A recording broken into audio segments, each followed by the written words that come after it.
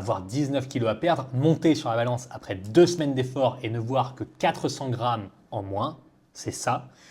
C'est difficile à avaler parce que vous visualisez les 400 grammes et le reste à produire, c'est-à-dire les 18 kg 600. Si vous gardez le rythme de 400 grammes perdus toutes les 2 semaines avec les efforts perçus et tout ce qui s'ensuit, les 19 kg sont quasiment inatteignables. Ça implique des mois et des mois à ramer. Le problème, c'est que vous êtes dans une situation où deux choses opposées doivent coexister pour assurer votre progression. La satisfaction du chemin accompli et l'insatisfaction du présent pour continuer à pousser, à progresser. C'est quasi schizophrénique à vivre. Après 2 semaines, vous avez perdu 400 grammes. Et visuellement, c'est ça, c'est énorme. En concentré sur une partie du corps, c'est comme si vous veniez de réduire votre tour de cuisse de 20%. Avec cette vision, vous devez être satisfait de ce que vous avez fait. La prochaine étape, les 2 prochaines semaines, on repère 400 grammes, on repère 20% du tour de l'autre cuisse, puis 800 grammes pour le tour de taille,